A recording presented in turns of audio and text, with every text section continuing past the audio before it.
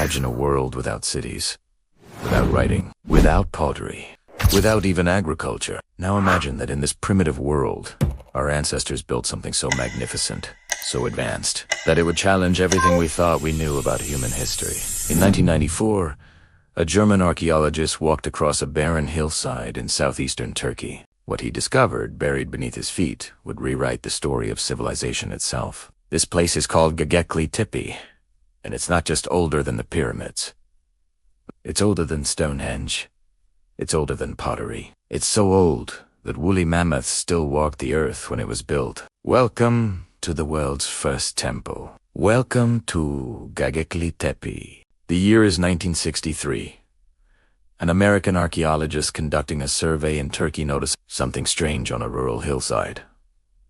Broken limestone fragments scatter the surface. He assumes it's just an abandoned medieval cemetery and moves on. For 3 decades, the site sits forgotten. Then, in 1994, German archaeologist Klaus Schmidt arrives. Unlike his predecessor, Schmidt recognizes something extraordinary in those limestone fragments. He begins to dig, and what emerges from the earth will shock the archaeological world. Massive, T-shaped stone pillars, some weighing up to 20 tons, arranged in circular formations. Intricate carvings of animals, lions, foxes, scorpions, vultures decorating the pillars with stunning artistry. And when they carbon dated the site, the results were almost unbelievable. 11,600 years old. That's approximately 9,600 BCE. To put this in perspective, the Great Pyramid of Giza was built around 2,560 BC and Stonehenge was constructed around 3,000 BCE. But Göbekli Tepe predates both of them by thousands of years. This temple was already ancient when the first pharaohs ruled Egypt. Now, here's where things get truly mind-blowing. To understand why Göbekli Tepe is so revolutionary, we need to understand what the world looked like 12,000 years ago. Humans were hunter-gatherers.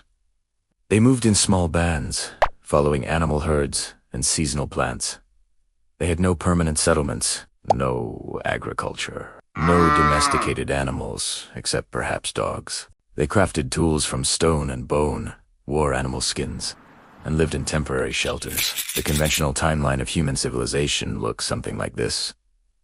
First, humans developed agriculture, learning to plant crops and domesticate animals. This agricultural revolution allowed people to settle in one place. Permanent settlements led to population growth. Population growth led to specialization of labor, and specialization led to monumental architecture and organized religion.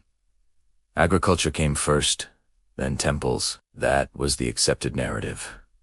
Simple, logical, and apparently completely wrong. Because Göbekli Tepe flips this entire timeline upside down. The people who built this temple were hunter-gatherers. They hadn't invented agriculture yet. They hadn't domesticated wheat or barley. They didn't have pottery. They didn't even have metal tools, just stone and bone implements. Yet somehow, these supposedly primitive people quarried stones weighing up to 20 tons, transported them across considerable distances, carved them with sophisticated artistry, and erected them into massive circular structures. Then they did it again.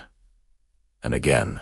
The site contains at least 20 such circular enclosures, and only a fraction has been excavated. Let's talk about these pillars themselves, because they're absolutely extraordinary. The largest pillars stand over 18 feet tall and weigh around 20 tons. They're shaped like the letter T, a design that appears to represent stylized human figures. Some pillars have arms carved into their sides, with hands meeting at the front, as if these stone giants are standing watch over ceremonial gatherings. But it's the reliefs carved into these pillars that truly capture the imagination. Foxes, lions, bulls, boars, gazelles, snakes, scorpions, spiders, and most prominently, vultures. These aren't crude stick figures, they're sophisticated three-dimensional carvings, showing remarkable artistic skill. One particularly fascinating pillar shows a vulture with human-like legs. Another depicts what appears to be a headless human body surrounded by vultures and other scavengers. These images have led researchers to theorize about death rituals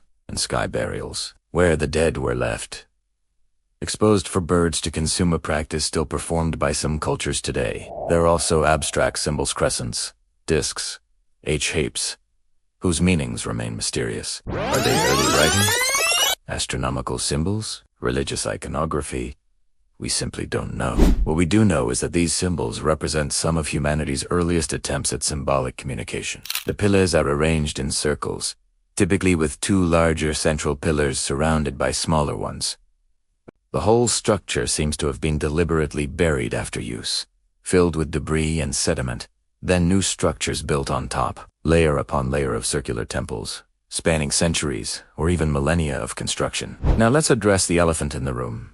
How did they actually build this thing? Archaeologists have found the quarries where these massive stones were cut. Limestone bedrock was carefully carved using stone tools, an incredibly labor-intensive process. Workers would have used harder stone hammers to pound channels around the desired pillar, gradually separating it from the bedrock. One unfinished pillar still lies in its quarry, giving us insight into this process. It's massive, over 23 feet long and weighing an estimated 50 tons. If completed and erected, it would have been the largest pillar at the site. But for unknown reasons, work was abandoned, leaving this giant frozen in mid. Once quarried, these multi-ton pillars had to be transported to the construction site. Without wheels, without draft animals, without metal tools or machines, groups of workers would have used rope, wooden rollers, and sheer human muscle power. Estimates suggest it would have required hundreds of people working in coordination. Then came the truly impressive part: raising these pillars upright and securing them in place. The builders would have dug deep holes, maneuvered the pillars into position using leverage and counterweights, then packed the holes with smaller stones and debris to hold them firm. Remember, these weren't professional architects or engineers. These were people who, according to traditional, should have been living in small mobile groups, focused entirely on finding their next meal. Yet they demonstrated organizational capabilities, engineering knowledge, and artistic vision that supposedly shouldn't have existed for thousands of years. This brings us to perhaps the most intriguing questions. Who built Göbekli Tepe?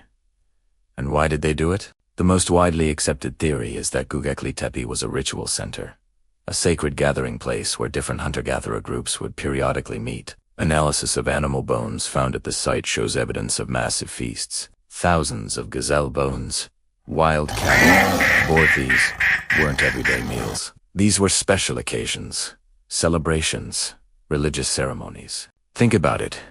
In a world without permanent settlements, where people moved constantly following game and wild plants, there would be a need for common meeting grounds, places where different bands could gather, trade, share information, arrange marriages, and conduct spirituals.